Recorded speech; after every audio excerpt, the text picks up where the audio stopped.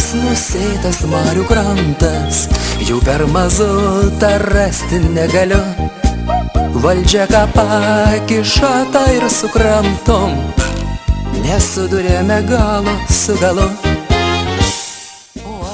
Vaidas Pračkaila visiems geriau žinomas kaip Apolonijos Zizirskienės personažą įkūnijantis asmuo. Mums su džiaugsmu sutiko papasakoti savo ir Apolonijos išgyventus džiaugsmus ir negandas, kurių išties nemažai pasitaikė šios nuostabios porelės karjeros pradžioje.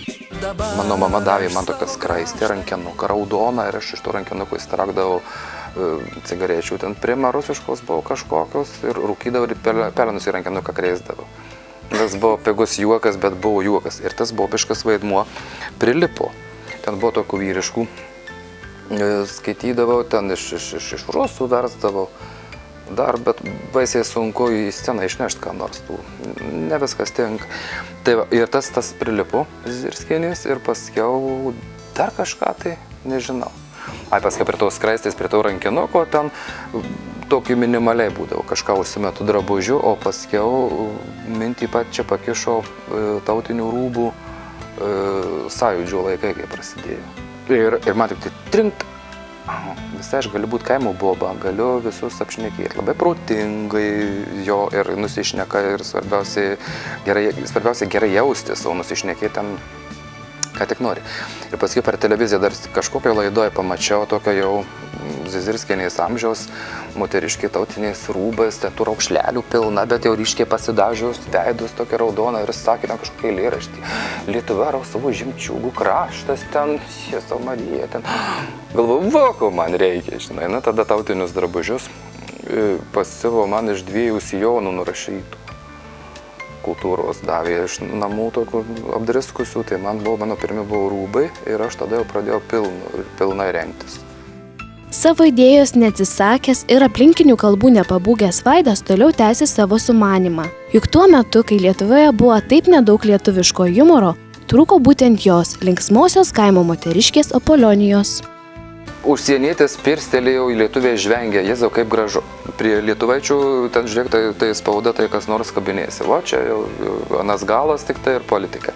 Atvažiavo šitas rusų Petrosjanas, kuris nors net per televiziją kartą net nesupratau.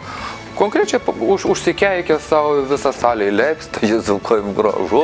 Dar jeigu atvažiavo į Lietuvą ir ką nors dar kitą lietuvių kalbą pasakė, kaip gražiai mūsų kalba, dar ko, žinai, džiaugiasi, o mūsiškės savo skiemas baisiai sunku.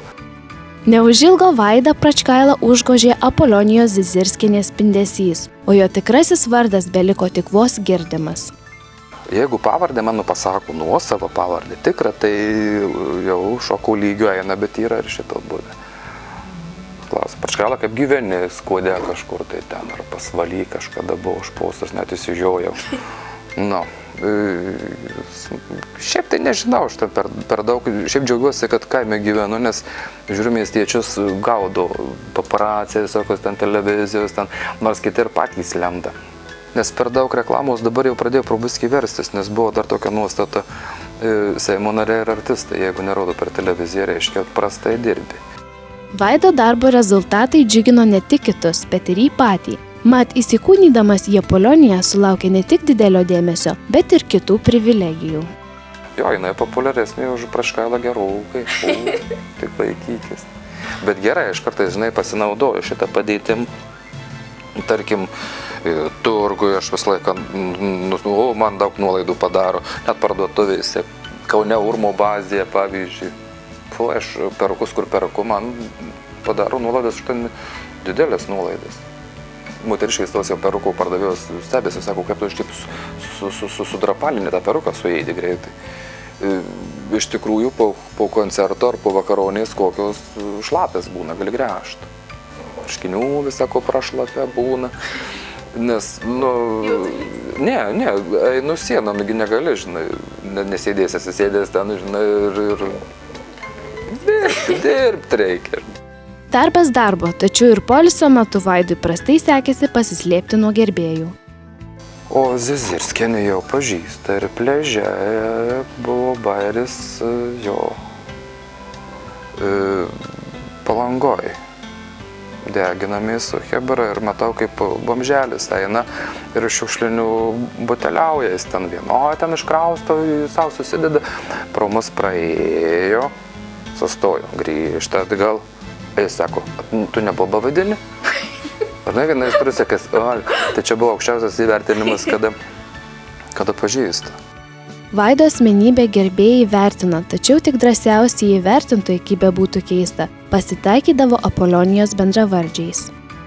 Molėtuose kažkur tai dirbom ir viena liaudies meistrė prieina su mano vardas irgi Apolonija, mudvi bendravardės, ateikit pas mane, kai turėsit laiko, aš tenais pardavinėju, tenai keramikį.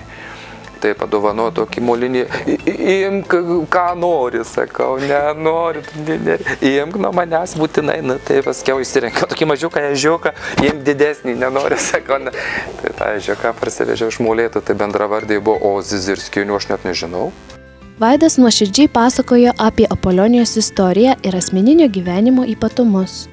Mano Jonas vyras, tai jis nežino, iš kur tas pirmas vaikas toks juodas yra, žinai. Jo, bet Zizirskienė buvo išvažiavusi į Baikalo Amūro magistralę, kažkada ten geležinkelį tiesiai ir gruzinas pripuolės, buvo netyčia. Tai vaiko mergautinių veidas mamos, o balsas tėvo, žinai, tai gražiai dainuoja ir gražiai atrodo, labiausiai. Tai va, tai tas muzikantas Jozukas, jisai daug padeda su muzikom, nes aš ir savo balsų dar pataikau padainuoti, dažnai Zizirskienės ten paspygauti, jau problemos, tada šalia stovi normaliai dainuojantis, tada man reikia pasimaigyti ir gerai gaunasi. Darbas niekada neatrodys ir nebus sunkus, kai dirbi su gera komanda, kuri dalinasi puikiomis mintimis ir patarimais. Kažkaip dar sekasi, dar yra chebra bendraminčių. Dar buvo laikas, kai Zizirskienė uždainavo vaikelį, mes dargi buvom. Ir šokom, bet ten buvo choreografija, mes žentai buvo kaip tik pradėję kilt, tai mes su tautiniais rūbais paneliais ir su kedais buvom ir dainavom, ten buvo padaręs Izdevalka, tai žodis lietuviškas gražus Izdevalka, kur gintarais nusėtas Marių krantas iš tos dainos ir paskiau ten priedainis čigoniškas, ten trampampam žodžiu. Ir mes čia prasilėkėm, tai ta grupė tų šokėjų vadinosi Marčios. Ir mums didelį komplimentą Morozovaitė ir Rūta pasakė kažkokios repeticijos dar pačio, ten prieš kažkokį renginį ir žiūri, mes ten durniuojam po sceną, repetuojam ten su tango elementais ir čigoniškais elementais, o nes paskiau po to, niekaip nesuprantu, prie ko čia tie kedai. Jinai vienintelė iš tos masės pamatė, kad kedai prie tautinių labai tinka rūbų. Nejaugi Vaidas pasirinkęs laisvo gyvenimo profesiją niekada nesvajojo apie pastoves pajamas, juk Zizirskienė ne visada turi darbo. Reiktų išsėdėti man nuo 8 iki 5, viskas, pravalas. Nes, žinai, valdiškas darbas, tai gerai, gali mėnesį gavai atlyginimą, o čia, žinai, kitas iki būna šiaip sau. Būna ten tokių, žinai, tarpų, kad nėra darbo, tada aš nesiskutu, siauginu barzdą, tada paskiau, žinai, sikėšia miestelį stovi, autobuso laukia ir draugas su mašina pravažiavo, kaip pro stulpą, žinai, pasirūdus, man su barzda nepažįsta, žinai, žmogus. Zizirskienė su barzda, žinai, tai aš paskiau buvo toks bairis, sakiau, eisiu į cirką, barzdotą moterį vaidinsiu. Visgi koks Vaidas yra iš tikrųjų, koks jo kaip tėvo vaidmuo, koks jo elgesys ir kokia Apolonijos įtaka jo namų aplinkoje. Žiūriu Razamundės Pilčers tuos romanus, tuos per televiziją serialus ir žliumbė, jeigu nieko namie nėra. Nežinai, tėvas verkia negražuogi. Verkiau, kai buvo šitie chorų tas konkursas ir buvo vienas vakaras Kernagiui skirtas. Žliumbiau, atsisėdęs, pasikūčiodamas, nieko namie nebuvo, bet ojėsi Marija. Tai va. Šiaip visos problemos pas mus daugiausiai sprendžiamos tokios su šypsena. Ir kartais nesupranta ir net mūsiškiai, šeiminykščiai, žinai, ar čia tėvas rimtai ar ne. Tai kitas iki, žinai, ir užbaubiu, aš moku būti bjaurus ir ganėtinai bjaurus, o Jėzus. Bet visumoje kūdikis ir man sūnus komplimentų pasakė, žinai, kad ir draugai pavyti tokį tėvą turėdami, nes pas mus tokių temų neuždraustų nėra, mes ir apie seksą, ir apie mergas pasišnekam. Vaidas turi dar ir kitą gyvenimo pusę, tikriausiai niekam nežinoma ir negirdėta.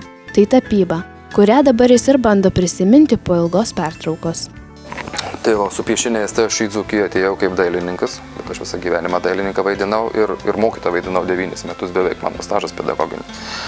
Bet paskiau, žinai, senatvė pradėjo ten snukius daužyti aš tiem vaikam ir išėjau paskiau į sceną, jau čia nereikia mušti. Dailę dėsčiau, dabar prie tų savo senų pomėgių grįžtu, prie tų visokių teplionių, tai galėsim pažiūrėti, čia dar nematyt visko. Ir viskas vyksta apie parodą, kažkur pasidarysim, kad ir Saudelyje, tiksliai ne, po obelims ten prikarstam, priramstam, padarom atidarymą, radijas, televizijos spauda, gal ir ne. Jokio skirtumo tarp Apolonijos ir paprastos kaimo moteriškės. Visos jos žino, iš ko juoktis valia, o iš ko ne. Tai suprantate, nežinau, yra dalykų, iš kurių negali juoktis. Aš, pavyzdžiui, nenorėčiau juoktis ten iš bažnyčios, ten iš tų dalykų religinių. Tikrai ne. Dzūkės humoristės Apolonijos Zizirskienės juokelius daugiau ar mažiau teko girdėti daugumai lietuvaičių. Tačiau ne visi žino, jog po moterišku sijonu slepiasi vyras – Vaidas Pračkaila, puikus humoristas, pavydėtinas tėvas, nuostabus ir paprastas žmogus, kuris save vadina paprastai Apolonijos Zizirskienės vadybininku – Vaidu Pračkaila.